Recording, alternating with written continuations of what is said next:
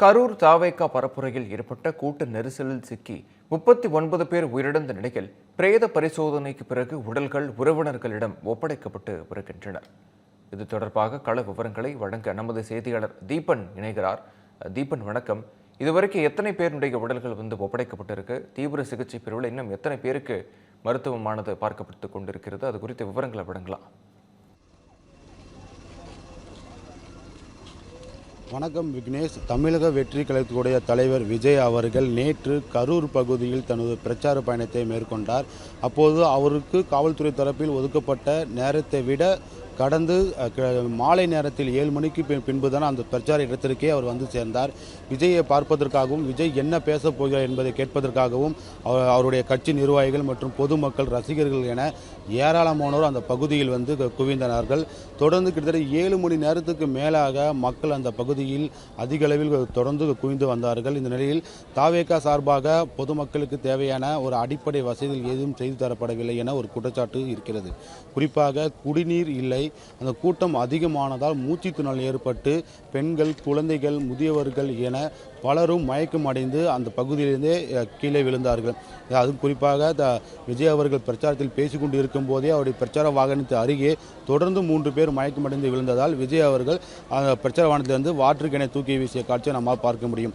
தொடர்ந்து அந்த பகுதியில் விஜய் புறப்பட்ட பிறகு அந்த கூட்ட நெரிசலில் சிக்கி தவித்த 100க்கும் மேற்பட்டோர் மயக்கமடைந்ததால் கரூர் இருக்கக்கூடிய அரசு மருத்துவமனையில் அனுமதிக்கப்பட்டு சிகிச்சை அளிக்கப்பட்டது. இந்த நிலையில் சிகிச்சை பலனின்றி 39 பேர்கள் உயிரிழந்த சம்பவம் தமிழ்நாடு மட்டுமல்ல, இந்தியா முழுவதும் மிகப்பெரிய ஒரு சோகத்தை ஏற்படுத்தியுள்ளது.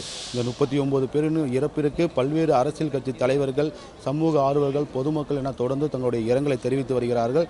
இந்த நிலையில் நேற்று நள்ளிரவு 2 மணி அளவில் கூட தமிழ்நாடு முதலமைச்சர் மு.க.ஸ்டாலின் அவர்கள் நேரடியாக கரூர் அரசு மருத்துவமனைக்கு நேரில் வந்து அந்த கூட்ட நெரிசலில் சிக்கி இறந்து போன 39 நபர்களின் உடலுக்கு மலர் வளையம் வைத்து கனத்த இதயங்களுடன் அவர் அஞ்சலி செலுத்தினார். அதன் பிறகு மருத்துவமனை சிகிச்சை பெற்று வரும் அந்த மக்களை சந்தித்து ஆறுதல் கூறினார். அதன் பிறகு மருத்துவர்களை அழைத்து எவ்வாறு சிகிச்சை அளிக்கப்பட்டு வருகிறது, எந்த மாதிரி சிகிச்சை அளிக்கப்பட்டு வருகிறது, மேலும் அவருக்கு தேவையான அனைத்து உதவிகளும் உடனடியாக செய்ய வேண்டும் என உத்தரவிட்டிருந்தார். இந்த நிலையில்தான் இந்த 39 நபர்களுடைய உடல் கூறு ஆய்வு செய்யப்பட்டு அவருடைய உறவினர்களை அழைத்து அவருடைய உடலை ஒப்படைக்கும் பணியானது நேற்று நள்ளிரவு முதல் தொடர்ந்து நடைபெற்று வருகிறது.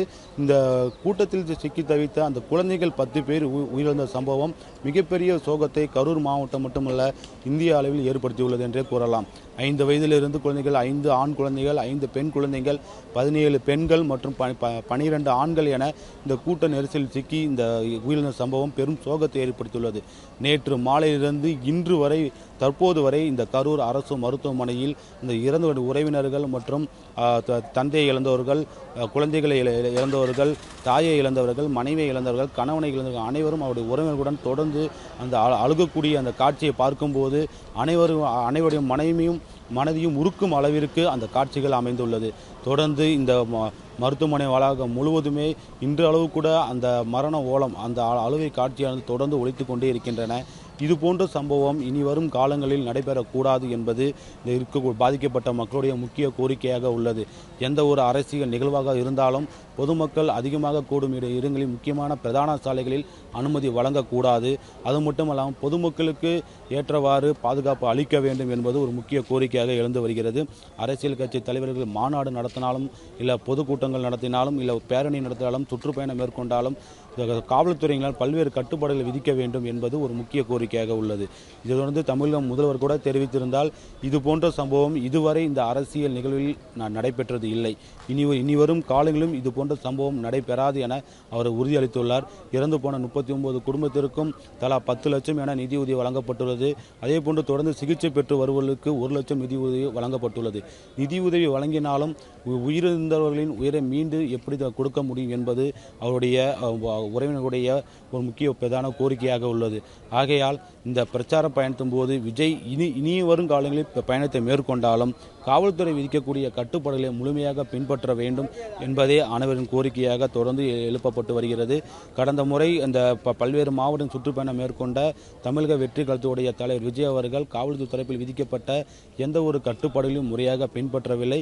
பல்வேறு கட்டுப்பாடுகளை தொடர்ந்து காவல்துறை விதிக்கிறார்கள் என அவருடைய பிரச்சார கூட்டத்திலேயே பகிரங்கமாக குற்றம் சாட்டி வந்தார். இந்த நிலையில் இது போன்ற ஒரு துயரமான சம்பவம் நிகழ்ந்தது மிகவும் வருத்தம் அளிப்பதாகவும், அதே போன்று இந்த சம்பவம் இந்த பகுதியில் இருக்கக்கூடிய தொடர்ந்து அந்த இறந்தவருடைய உறவினர்கள் பெற்றோர்கள் அனைவரும் அவருடைய உடலை கைப்பற்றி வருகிறார்கள். இதுவரை அதிகாரப்பூர்வமாக 34 நபர்களின் முகவரியுடன் மருத்துவமனை சார்பாக அறிக்கை வெளியிடப்பட்டுள்ளது.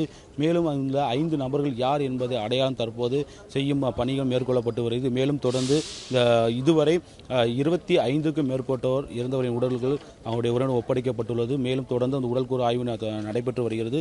இன்னும் 1 மணி நேரத்துக்குள் மற்ற உடலும் உறவினரிடம் ஒப்படைக்கப்படும் என எதிர்பார்க்கப்படுகிறது. இந்த நிலையில்தான் இன்னும் சற்று நேரத்தில் இந்த பகுதிக்கு தமிழ்நாடு துணை முதலமைச்சர், அதிமுகவுடைய பொதுச் செயலாளர், பல்வேறு அரசியல் கட்சி தலைவர்கள் மருத்துவமனையில் சிகிச்சை பெற்று வருவதை சந்தித்து ஆறுதல் கூறுவதாக இந்த பகுதிக்கு வருகை தர உள்ளார்கள். தொடர்ந்து பகுதி முழுவதுமே மிகவும் பரபரப்பாக காணப்பட்டு வருகிறது.